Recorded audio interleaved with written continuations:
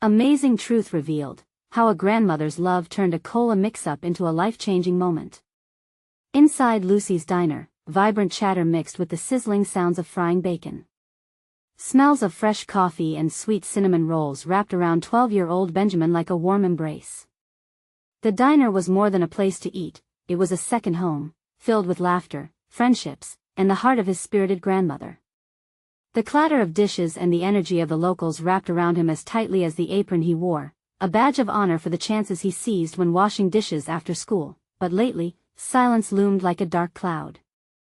His father's job loss hung heavy on their shoulders. A tightness clawed at Benjamin's heart, squeezing out the laughter he once held dear. He found solace in his grandmother's stories, each one a reminder that life was still good. When life gets tough, Benny, Lucy would say, her eyes sparkling, you lean on family and find strength in each other. One typical afternoon, while delivering sodas, a simple mix-up changed everything. Coke for the lady in the blue dress. He yelled, only to find he'd given it to Mike, a weathered veteran with haunted eyes who sat quietly at the corner table. As Mike took a sip, Benjamin felt a strange pull. There was something in those weary eyes that whispered of pain. Mike's rough hands told tales of fights fought and lost, battles that echoed with his own hidden fears. Did I take this from you? Benjamin stammered, his heart pounding as he approached. I'm sorry. It's all right, kid, Mike said with a faint smile that barely touched his lips. Their conversation unfolded like a fragile flower, layers of sadness revealed with each shared story. Mike spoke of loss, societal prejudice, and the struggle to survive in a world that seldom noticed him. Benjamin listened, his heart swelling with empathy. They were kindred spirits caught in the storm of life's uncertainties. Before we continue, I need to let you know about something important that's happening. YouTube has been making changes to the system and many people are losing notifications from channels they follow. If you're enjoying the content, hit that bell and mark all notifications so you don't miss the next videos. And if you can drop a like, it really helps me with reach. Seriously, it makes a difference. Oh, let me know in the comments where you're watching from. I'm always curious to know who's on the other side of the screen. Now let's continue, but the warmth of friendship was about to collide with the weight of judgment. When a fundraising event was organized to help those in need, Benjamin was caught in a web of family tension. His mother, fueled by her belief in self-reliance, flatly rejected any notion of aiding Mike. We can't afford to help others when we need help ourselves, she insisted, leaving Benjamin reeling in confusion. Lucy, the heart of the diner, took him aside. You've got to see both sides, Benny. It's more than just pride, it's about lifting each other up. Her words ignited a spark inside him, and for the first time, he grasped the connection between kindness and courage. As the event drew near, the air thickened with judgment. Whispers bounced off the walls like ricocheting bullets, each word piercing through Mike's already fragile armor. In a moment of steam and simmering tension, accusations flew, and Benjamin's heart raced. He felt the weight of the crowd pressing down on him, yet he stood tall. Mike deserves a chance. He shouted, voice trembling but fierce. The room fell into a stunned silence, every eye glued to him. What happened next could change everything. Would they rally behind compassion or sink into their fears?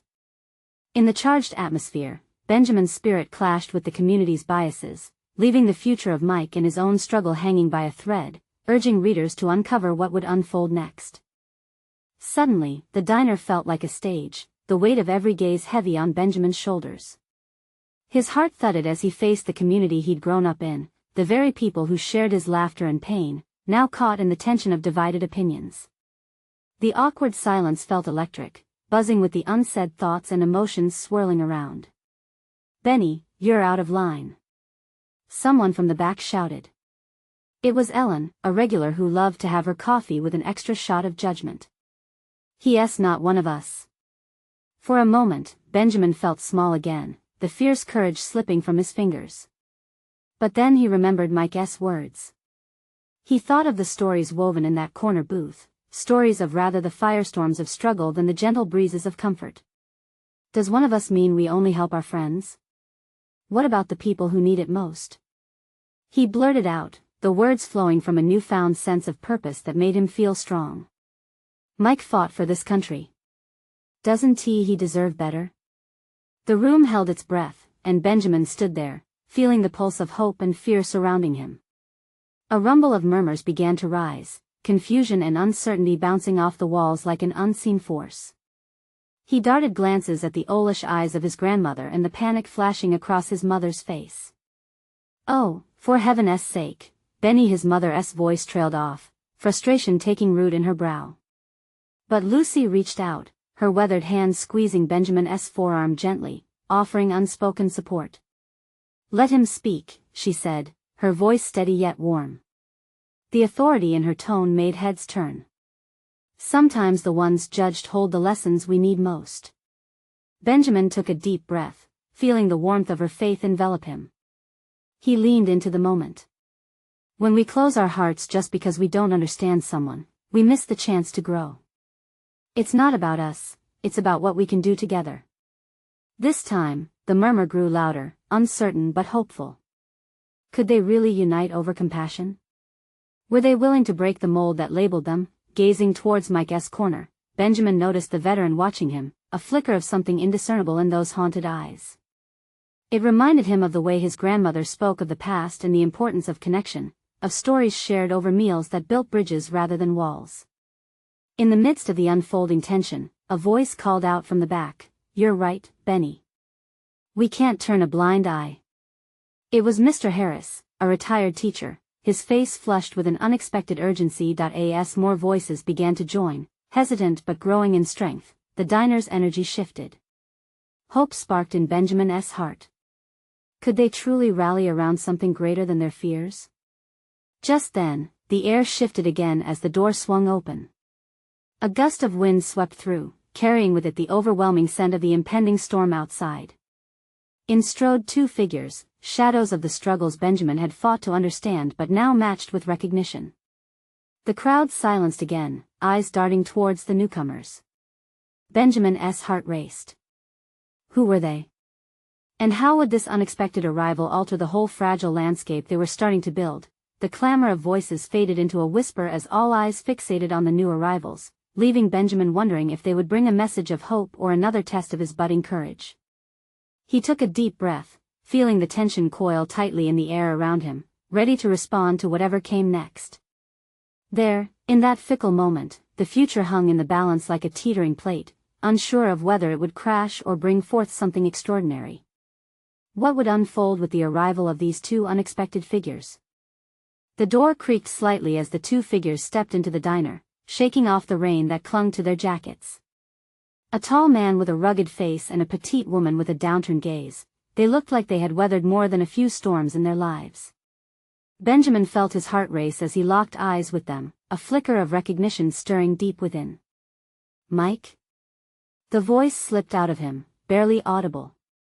How could he think this was Mike's family standing there? It was as if time had warped back to when they shared stories over late-night cups of coffee, dreams and struggles mingling freely. The man nodded slowly, scanning the diner before his gaze landed on Mike. "We came to find him." His voice was rough, like stones scraping against each other, but there was a gravity in it that made everyone listen. Benjamin's pulse quickened. He had imagined this moment, a reunion shimmering with hope, yet he felt unsteady. This wasn't just a reunion, it was a plea for understanding. The atmosphere had shifted again, tension weaving tighter, like a rope preparing to snap.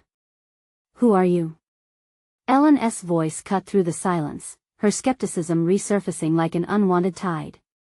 The weight of scrutiny felt heavier, pushing against Benjamin's resolve. "We're Mike's family," the woman spoke softly, her words coming as a quiet echo in the suddenly charged space.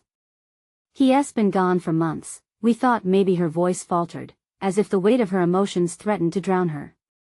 "Thought what?" Ellen countered, her brow raised, challenging the vulnerability hanging in the air.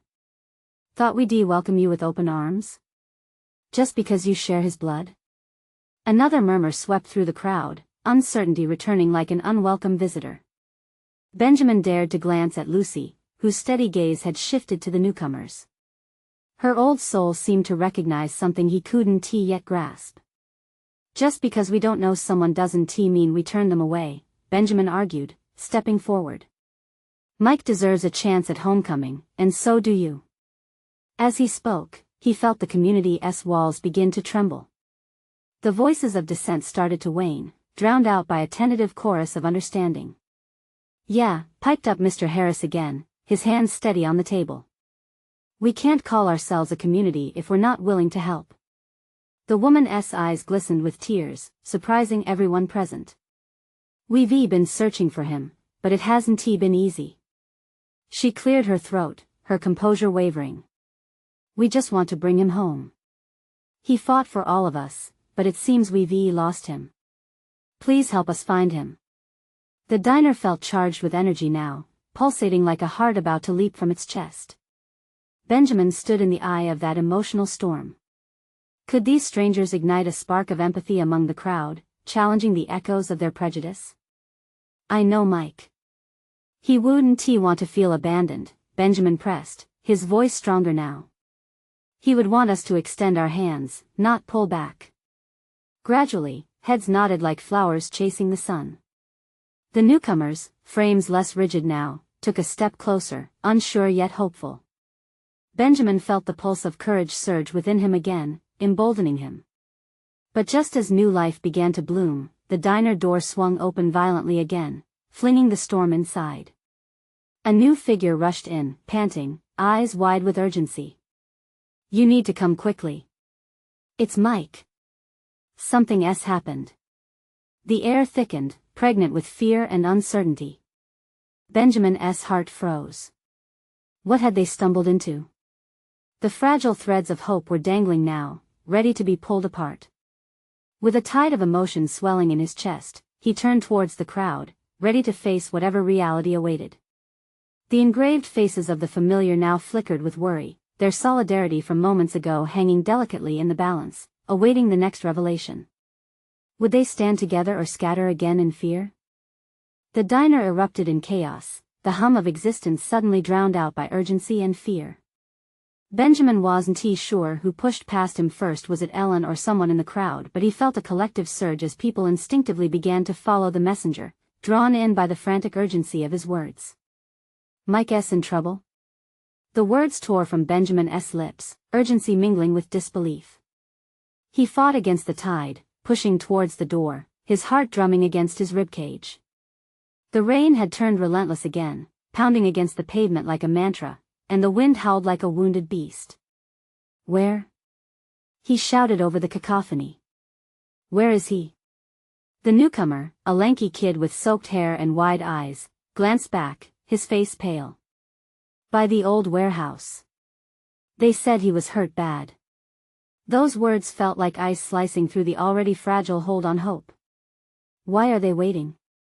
Ellen's voice trembled, and it was hard to tell if it was infused with fear for Mike or anger because they had not moved faster. Benjamin's mind raced between thoughts, forming a plan, navigating through the storm that intensified both outside and within him. Let us go. He called, firming his resolve.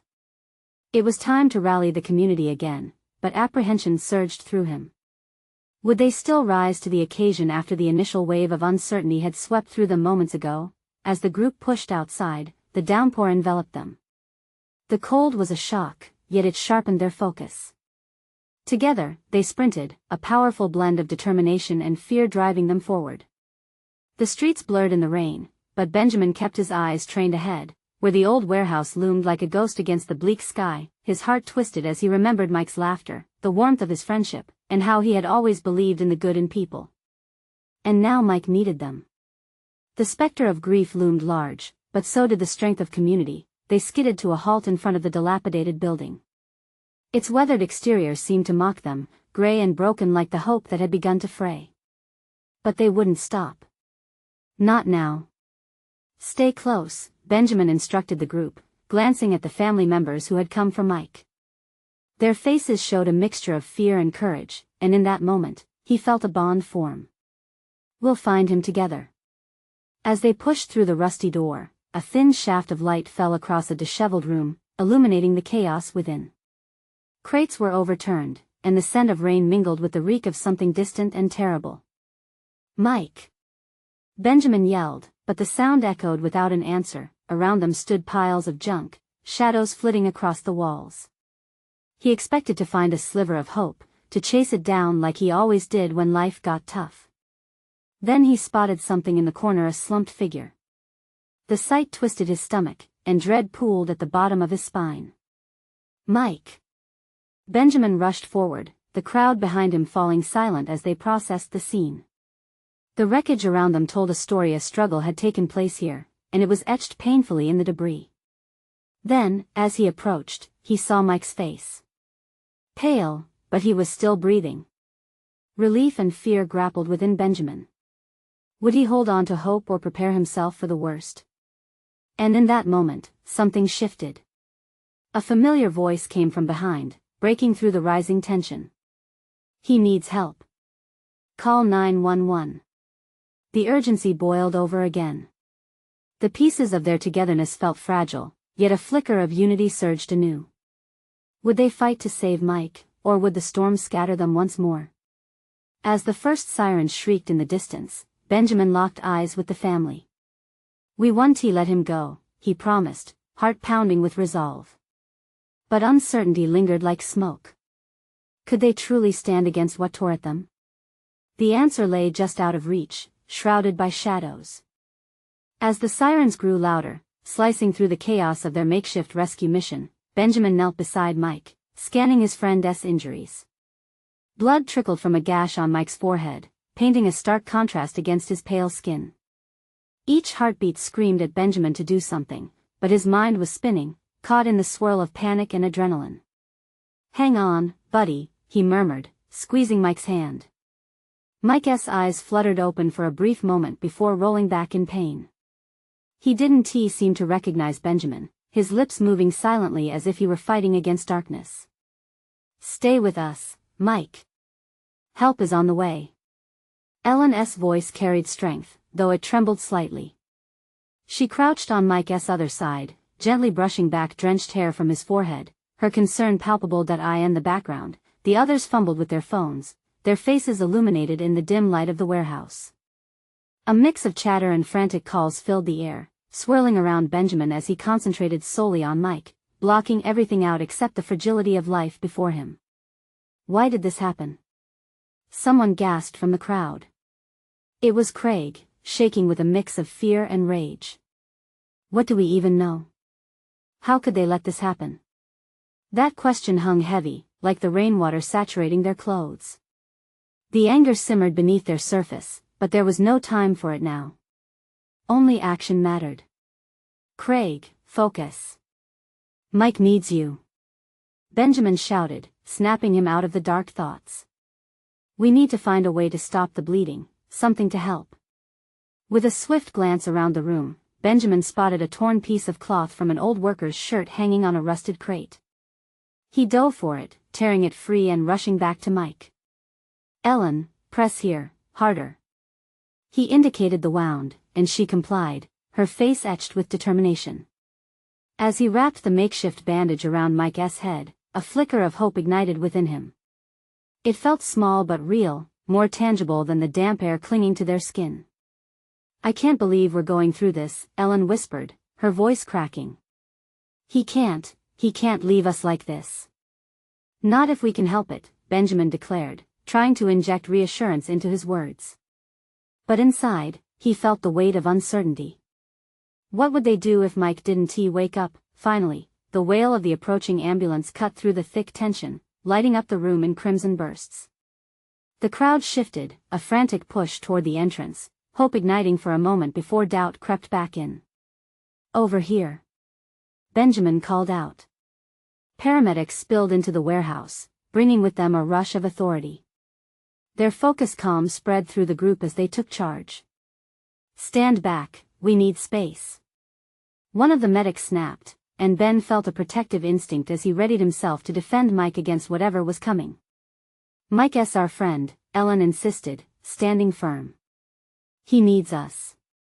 As they worked on Mike, the world around him faded, the sirens outside replaced by the soft steady beeping of machines coming to life. He watched as they began tending to him, feeling a mix of gratitude and fear, for a long moment, all Benjamin could do was watch, heart racing and prayers spilling from his lips. He wanted to believe that they would save Mike, that they could all walk away together. But then, something changed. A sudden shift in the room made him look up. A tall figure emerged from the crowd, anger radiating from him like heat. "You all think you're heroes?" The stranger's eyes searched the room, locking onto Benjamin. "You don't even know what really happened here." With those words, dark clouds gathered once more. Questions rippled through the crowd, the tension thick as fog. Benjamin felt the stirring of something chaotic in the air again. What secrets lay hidden beneath the surface? Before Benjamin could respond, a sharp cry erupted from where the medics were hovering over Mike. The page was turning, and everyone seemed to sense that something monumental was about to unfold. "Mike! Come on, wake up!" Would he answer them, or would the truth they feared come crashing down around them? The darkness lingered, waiting for its moment. The room fell silent as all eyes turned toward the medics, their faces strained with concentration. The paramedic's voice cut through the air. "We're losing him." Hands moved swiftly, machines chimed, and Benjamin felt his pulse quicken in sync with the escalating tension. "Come on, Mike," he pleaded under his breath, willing his friend to respond. They had faced storms together, long nights filled with laughter and hope. They couldn't lose everything now, not in this cold, unforgiving warehouse. Ellen's fingers trembled, gripping Mike's hand in desperation. "Stay with us. Please." Her voice broke, and Benjamin saw tears glistening in her eyes. The collective breath of their small group hung in the air, thick with anxiety. He could almost hear their hearts beating in anticipation of that single moment, the moment when everything would either shatter or soar. The sudden scream cut through the silence once more. "Get the defibrillator. Now!" A young medic barked, and the tension in the room thickened like heavy fog. Benjamin felt sick, his stomach twisting as he processed the panic surrounding them. This wasn't just a moment in time, it felt like a cruel test of their friendship, their bonds, their ability to weather the storm. "Mike, please," he whispered again, drawing closer, desperate to bridge the gap between life and oblivion. If only he could will Mike to wake up, to breathe again, to reaffirm the world as it was meant to be. Suddenly, with a sharp breath, Mike's eyes flickered open. "Ben?" His voice was weak, shaky, but it sounded like music to Benjamin's ears. "Yeah. I'm here, buddy." Relief washed over him like a wave, but he held back the tears that threatened to spill. "You're gonna be okay." As the paramedics scrambled to stabilize Mike, Benjamin felt the tumult of emotions inside him: fear, relief, anger, and love all swirling together. He could barely think as the team started asking Mike questions, assessing him further. Then came that stranger again, his looming figure a dark shadow among the urgent whispers of hope. "Don't you see? This was never an accident. You think a little luck will save him?" He glared, his voice a low growl that sent chills down Benjamin's spine. "Enough." Ellen's voice rang out, firm and sure now. It was a protective shout. "You don't get to come in here and threaten our hope. We're fighting for our friend." The crowd murmured apprehensively, each person grappling with both their concern for Mike and the burgeoning chaos of the stranger's words. Benjamin felt the tension crackle like static in the air, questions stirred within the group, but time was against them. They needed the focus to stay on Mike. With a heavy hand, he pointed toward the stranger. "What do you know about this? What are you talking about?" The words tasted of fear, an urgency that mirrored what they were all feeling. The stranger leaned in closer, eyes gleaming with a strange mix of satisfaction and frustration. "They're lying to you. This isn't just a random act. My brother was part of this, and he had no choice." Benjamin's heart raced. What could this mean? What was lurking just beneath the surface of this catastrophe? "Mike's in danger!" Craig shouted suddenly, snapping Benjamin back to the present. The medics were still working, but time stretched thin like a fragile line, threatening to break. "Listen to me," the stranger pressed, lowering his voice. "You have to be careful. There's more going on here than you realize." As the tension swelled again, so did the scream of sirens approaching fast. Benjamin felt the weight of the moment shift. Secrets loomed large, and the storm was far from over. He could hear the pulse of truth pounding in his chest. What had they stumbled into? Before he could think further about it, Mike's voice cut through once more, barely audible. "Help me understand." Benjamin felt the world shift underneath their feet. What hidden truths were they standing on, and would they be ready to confront whatever was waiting in the shadows? The air thickened with uncertainty, and he braced himself for an unexpected revelation. That could change everything. Mike's eyes met Benjamin's, confusion mingling with faint recognition. What do you mean?" His voice was so fragile, like glass that could shatter with the wrong touch. The stranger stepped closer, the urgency palpable in the air. "You're in deeper than you think, kid. They'll come for you, for all of you. You need to know the truth before it's too late." His words hung like a thick fog, and Benjamin felt the dread creeping back into the room. "What truth?" Ellen insisted, her resolve hardening. "What are you talking about?" She was holding Mike's hand tighter, as if she could anchor him to safety. Benjamin placed a hand on Ellen's shoulder, wanting to reassure her. He was terrified, but he could feel a spark of determination growing within him. "Let him speak," he said, his voice steady enough to quell the rising panic. "But we deserve to know everything." The stranger took a deep breath, his shoulders dropping slightly, as if he had been carrying a weight too heavy for too long. "My brother was involved in something bigger," he finally said, glancing at Mike with an almost sorrowful gaze. "Something dangerous. He wanted to get out, but he got pulled back in." "This accident? Not a coincidence. They wanted him gone, and they're not done yet."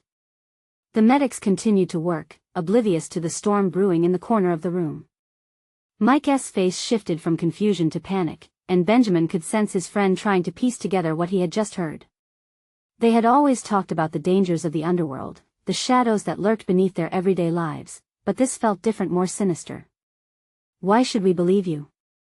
Craig asked, his voice rising. "You could be lying.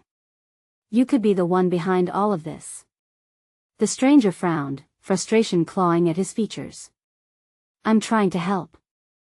If my brother's in danger, then so is everyone connected to him, including you guys. You think this is just a broken heart? This is survival." "What does that even mean?" Ellen's voice cracked under the strain. "We don't even know who you are." "I'm just the guy who can warn you about a storm that's coming," he replied, desperation creeping into his tone. "You need to be ready. They're powerful, and they won't stop until they get what they want." Mike's eyes darted from the stranger to Benjamin, then back as if searching for clarity among the chaos. "What do you think I should do?" His words were still shaky, but there was a newfound resolve simmering beneath them. "First, we have to get you stabilized," Benjamin said, trying to push the overwhelming worry out of his mind. "Then we figure out what you want. Are you ready to fight for your life, Mike?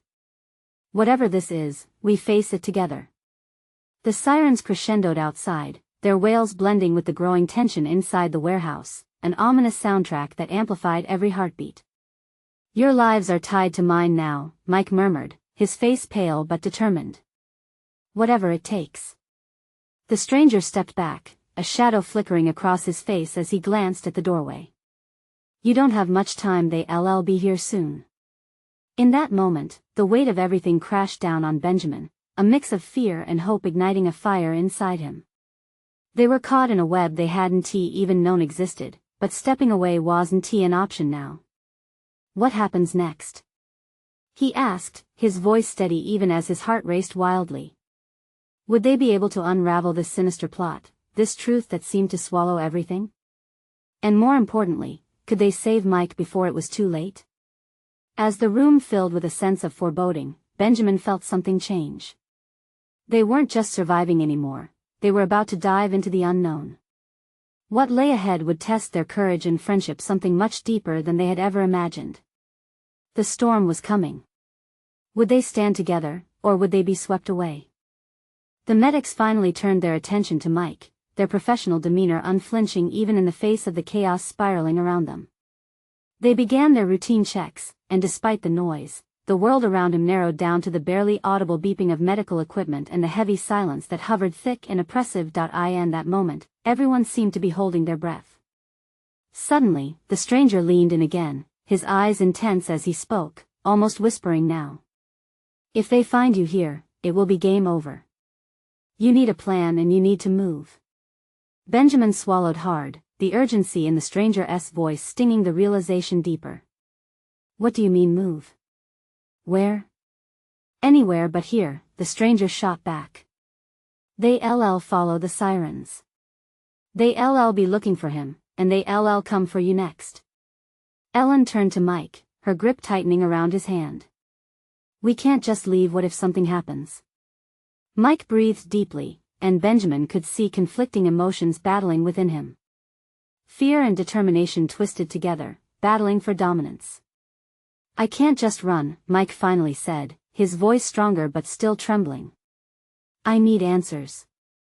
I need to know who's after me and why. You're not thinking straight, Craig interjected, his eyes darting to the door. You're in no condition to fight anyone. We need to get you out of here. Now.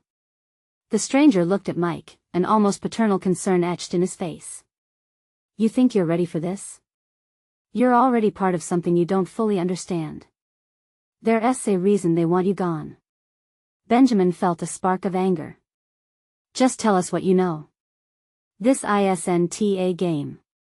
If we screw this up, the stranger paused, and Benjamin could see the weight of regret etched in his eyes. If you come with me, your lives will be in danger, but staying here could mean death. An aching silence settled as a cool draft swept through the warehouse.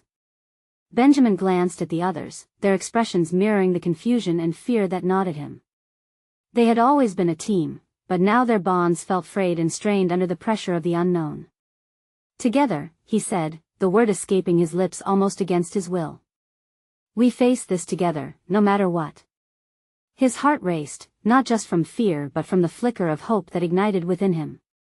Suddenly, the sound of footsteps echoed outside, followed by low voices. A rush of adrenaline shot through Benjamin. They're coming. He shouted, panic lacing his voice. The stranger's face paled. We need to move now. He quickly pivoted toward a darkened area of the warehouse, beckoning them to follow. Stick close to me. Trust no one. As they moved, Benjamin could feel the pulse of uncertainty thrumming in the air. Every corner turn seemed to amplify the tension, as if whispers of danger tailed them, growing louder with each step. Shadows stretched and shifted, and Benjamin glanced over his shoulder, half expecting to see dark figures emerging from the gloom. Mike stumbled slightly but steadied himself, determination glinting in his eyes. Tell me what happened. I need to understand, if I'm going to fight. Not here, the stranger urged, his voice low but urgent. Everything about him radiated the seriousness of their situation. You'll understand soon enough, but right now we don't have time. As they reached a side door, Benjamin pushed it open, the creaking sound swallowed by the night outside. The world beyond felt alien, dangerous. The streetlights flickered, casting long shadows that danced like specters in the dark. The realization hit him hard. They were stepping into a world where nothing was safe, and answers lay hidden in corners they hadn't even begun to explore. What now? Craig asked, his voice shaking slightly. The stranger looked back at them with a steely glint. We run. And we prepare for the fight of our lives. Benjamin felt the weight of every word settle over them, a challenge and a warning all at once. They were no longer just a group of friends, they were unwitting players in a game far larger than themselves. As the night engulfed them, the question lingered in the air: would they emerge unscathed, or become part of the shadows that threatened to swallow them whole? The cold night air hit them like a splash of ice water, shocking Benjamin back to the gravity of their situation. Adrenaline coursed through his veins as they hurried down the dimly lit street, hearts racing in unison. Each step felt heavier, riveted with the weight of their decision. Leaving the warehouse meant stepping into uncertainty, but staying meant remaining targets for an unseen enemy. I don't know how far they'll follow us, the stranger murmured, glancing behind them frequently. His brow furrowed, eyes scanning the shadows. We need to move fast. Ellen held Mike's arm tightly, her nails digging into his flesh. You're okay, right? She asked, her concern almost palpable. Mike nodded, though his pale face betrayed the truth. Just keep moving, he urged, focusing on the path ahead. We'll find a place to talk somewhere safe. The silence stretched as they darted around a corner, the sound of their footfalls echoing off the brick walls, punctuated by the frantic beating of their hearts. Benjamin caught Mike's eye. A flicker of desperation lingered there, and they both understood, time was a luxury they no longer had. Where are we even going? Craig panted, his breath coming in quick bursts. Benjamin didn't have an answer, but he could see the growing frustration in Craig's posture. The uncertainty was eating at them all. The stranger finally led them into an alleyway, its darkness swallowing them whole. He glanced around, making sure no one followed, then turned his attention to a rusted door. This way, he said, pushing it open with a creak that echoed ominously in the stillness. Inside, they found a cramped storage room filled with dust and forgotten boxes. The air was stale, but it felt safer than outside. They rushed in, and Benjamin pulled the door shut behind them with a sigh of relief. Okay, we can talk now, the stranger said, his eyes serious. But we have to be quick. Anyone could find us. Mike stepped forward, a fire igniting within him. What is going on? Why are people after me? Who are they? The stranger clenched his jaw, appearing torn between the need to share and the urgency of their situation. You're part of something much bigger than you realize, he said, lowering his voice. There are forces at play, dangerous forces. They believe you hold the key to something they want. What do you mean, I hold the key? Mike demanded, confusion twisting his features. I don't know anything. I'm just trying to live my life. Exactly. That's what makes you a target, the stranger replied, frustration edging his tone. Your past, it's not what it seems. Those you trust may not be who you think they are. Benjamin felt the air shift in the room, thickening with tension. What do you know? Just tell us. He urged, desperation creeping into his voice. Before the stranger could respond, a faint sound broke through the silence, a distant siren, growing closer. Panic spiked again, and Craig's eyes widened. We need to go, he whispered urgently, but Mike stood still, almost rooted to the ground. No. I need to know. His voice was louder now, demanding, not willing to be drowned out. Ellen reached out to him, her hand trembling. Mike, please, she implored, fear overshadowing her words.